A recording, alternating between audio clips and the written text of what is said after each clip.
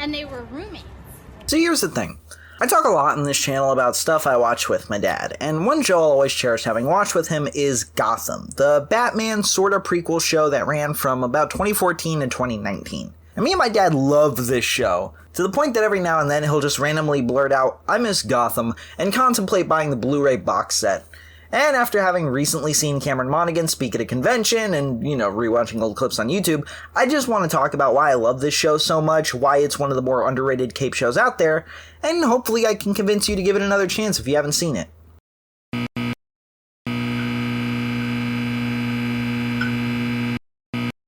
One thing you'll always hear from comic fans is that most comic book adaptations are afraid to embrace the inherent silliness of the genre, and I think Batman is a perfect example of a character whose adaptations suffer from this the most. Batman comics are eternally filled with goofy shit like a rainbow costume, or his dead son being resurrected by Superboy Prime punching reality really hard, or his villains being guys like a giant clay person, or a big crocodile man, or a dude in a moth costume.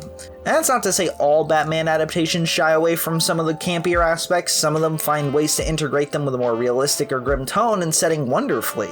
But most Batman adaptations, especially in recent years, lean incredibly hard into being realistic at the expense of fun. The Dark Knight trilogy did this especially in my eyes. Batman needs a cape to glide, he needs the ears to hide the radio in his suit. The Batmobile and almost all of his gadgets are shelved military prototypes. It's a lot. The Batman manages to commit to the style way more, and while there are some aspects of the universe that have canon explanations in terms of why they are what they are, you still end up with a lot of it being with a simple "because it's cool." I'm bringing all this up because, in my opinion, Gotham is the peak of a Batman adaptation that can mix a grim tone with goofy content. Yeah, the show started out very self-serious, acting as more of a crime drama / police procedural, but you look at the later seasons and man, this show gets goofy and dark. Like, yeah, there's a scene where Bruce goes off the deep end and damn near punches Jerome's face off, but that's preceded by Jerome kidnapping Bruce in a makeshift carnival and putting clown makeup on him. Poison Ivy changes actors twice because she keeps blossoming, Mr. Freeze looks like this, and Jerome dies twice and gets replaced by his identical twin brother. To me, that is pure, unfiltered comic book camp. One thing I do love is how this show adapted comic ideas and lore over the years, but also how it twisted that lore. There's obvious direct influences, Bruce's little vigilante stint in the No Man's Land arc being inspired by Zero Year, most of the origin of Solomon Grundy is pretty accurate, and hell, this show's Ra's al Ghul is actually way more accurate than the movie version. But there's a lot of unique stuff in here that works as great twists on the lore or additions to the characters. The dynamic of Bruce and Selina being childhood friends and sweethearts is one of the show's most compelling plot threads. Hell, this Penguin and Riddler have basically nothing in common with their comic book counterparts, and they're among the show's most memorable and discussed aspects. Fish Mooney is an entirely new character, and she's up there with John Giggle on my I wish they'd put them in the comics list, although, they did actually add Diggle recently. The show is never afraid to be different, but it also isn't based on any fear of the comics themselves. It was more that Gotham wanted to establish itself as its own thing, and I respect to that. And it led to one of the show's greatest strengths.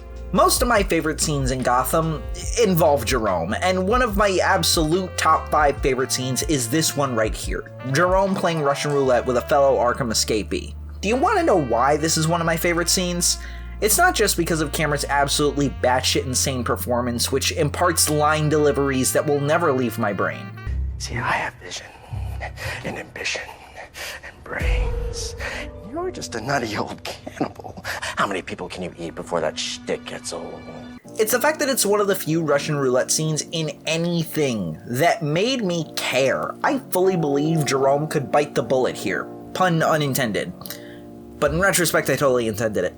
Gotham is a show not restricted by fear of doing wild shit like killing off main characters. It's a show with balls enough to kill characters and then bring them back just to kill them off again. Why? 'Cause fuck them, that's why. It's held to almost no standard or expectation and thus seeks not to meet them. Much like the city itself, nothing can truly prepare you for how wild Gotham can get. So yeah, go give Gotham another shot if you want. Apparently it's on Tubi and Max as of the time of writing this, so if you want, go give the show a shot. For me. I don't know why I made this video, nobody cares. Special thanks to my buddies Omar, Christian, and Deverick for donating to the $10 tier on Patreon. I'm eating a clementine while I record this. I'm hungry and I need fruit. I know I say it a lot, but I really would appreciate it if you guys subscribed, like, comment, all that jazz. And of course, donate to the Patreon. God, that helps me out. My job hates me, so they don't want to give me hours. So, I need the money. Fuck, I dropped a piece of my clementine.